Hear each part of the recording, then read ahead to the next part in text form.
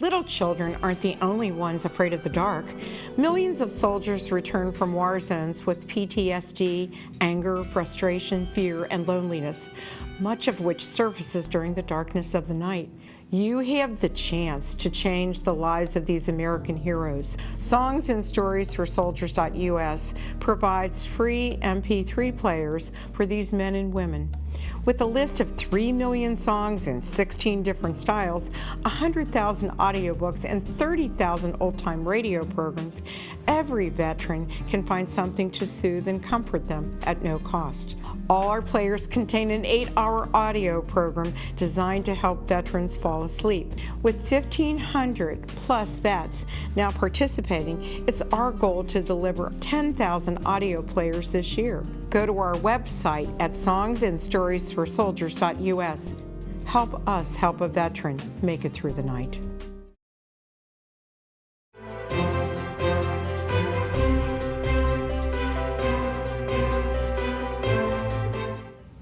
We're back on the American Dream Business Roundtable, and I have to share something with both of you. And that is, I got a phone call from one of my clients from the past, and he shared this with me, and I thought it was so different. He said, I am writing a book, and I'm not charging the person that I met to write the book because I think the story is so beautiful that I have to do it. And he said, his name is Pastor 7, okay? And this gentleman was in prison, and God came to him while he was in a cell that he was in solitary confinement when this happened. And he said, Kathryn, I want you to interview him on your show. And he said he's very particular because when he was a biker, he was really a rough character. And he opened up shelters for the homeless in Nashville, Tennessee. Nice. And he never turns anyone away. And he does it purely because of God, okay, in his ministry. And so I called him today. And I think my friend was really weird about thinking that I couldn't communicate with him. And right before I called him, I said, you know, I'm on 4 religious stations, Christian stations, plus the other stuff. And I said, I've worked with lots of ministries and different cultures and stuff like that. I said, don't worry, it'll be fine. So I have to share this one thing. We got along really well with the phone call. And I said, you know, I always start my day out with a prayer of Jabez. He said, you know what, that prayer scares me. I'll tell you why. Because he said, I get more things every day from that prayer than anything else. And, you know, so it was a communication with that little piece that I inserted into it. But I know you have new things that are happening to both of you, so can you share that? Well, just picking up with the prayer of Jabez, I mean, Jabez actually means pain. And so it's through the pain, and for me it's through the pain. I mean, literally walking around, knocking on doors, meeting people, and building this business. If I had to do over again, I don't know that I would, because it took so much effort and time and things. But it's through pain, and I want to get personal just for a moment. Sure. We just went through a major loss. My wife's mother passed away. Oh, I'm so sorry. And Donna was such an amazing lady. And in the last moment of her life, she went over to Cherie and gave her a hug and then kissed her square on the lips. And I'm going, oh my gosh, she kissed her right on the lips. And I've not seen her do that to that degree. And then she came over to me and she gave me a hug and she gave me a kiss square on the lips. And I realized in that instant what our assignment on this planet is, and that is family matters. That's right. And you know, I think we've gotten away from that reality of the center of what really we do, what we do, and what it's really about. And so for Cherie and I, we've just gone through a lot. In fact, her her stepfather was not very nice in the whole situation, and actually treated her miserably, like you would never treat an enemy. And the reality of it is, for Cherie and I, we learned through this, we grew through this, our relationship got much more powerful together because of the pain that we went through.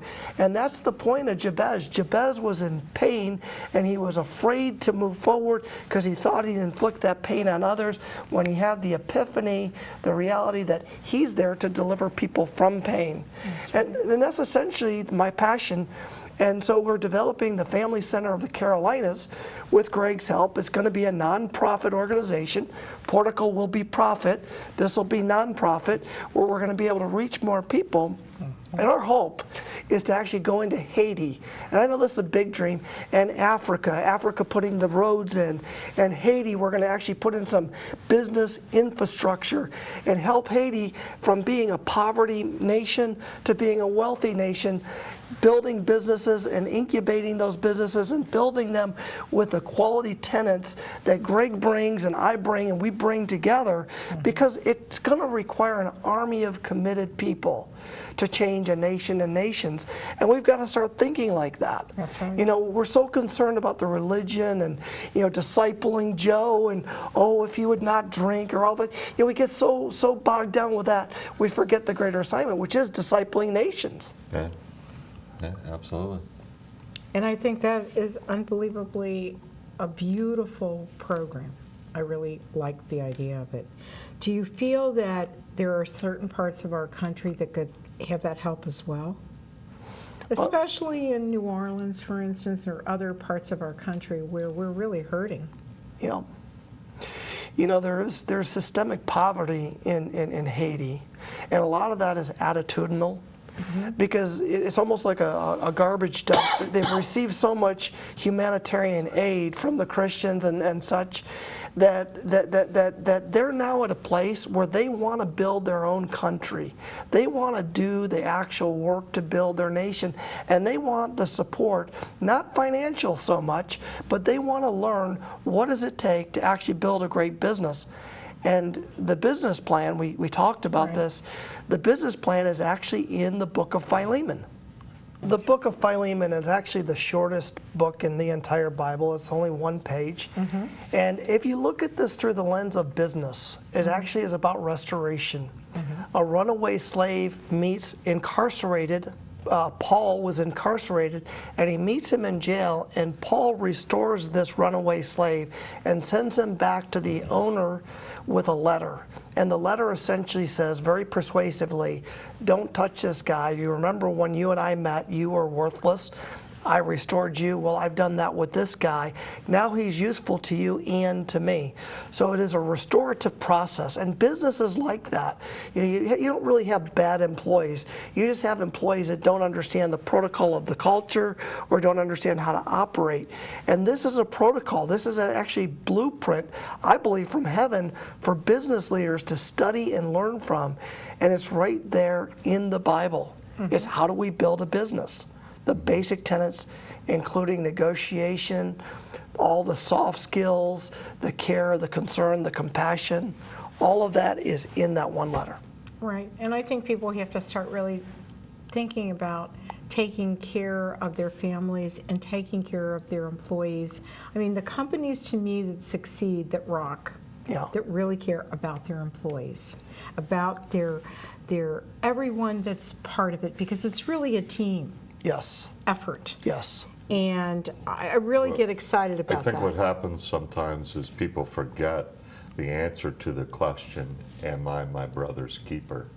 Right. Yes. The answer is supposed to be yes. Right. Which means I need to help them, take care of them, look after them, guide them, whatever it is needed for that situation. And as long as we do that, recognize that it's our role, our job to step up and help each other, then everything runs a lot better. Well, you take a look at the model of an excellent business locally in this area. I think about Dynavite, but it's not the fact that they produce dog vitamins and things for animals.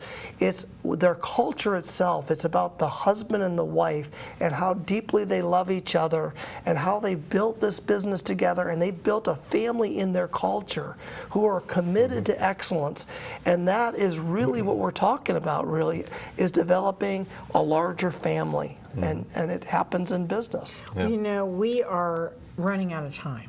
Yes. And I just want you to sum up what you feel. You told us what you're doing in the future. What is your best advice for an entrepreneur? Well, bottom lining things and just getting it down to the bottom line is build your family. Okay. You know, don't lose focus on the main thing. And so I had a client recently, and he was kind of jokingly angry at me. He said, "William, you're kidding me. I hired you and I'm paying you $3,500 to tell me this." I told him to write 2 lines on a sheet of paper. On the one line, there's I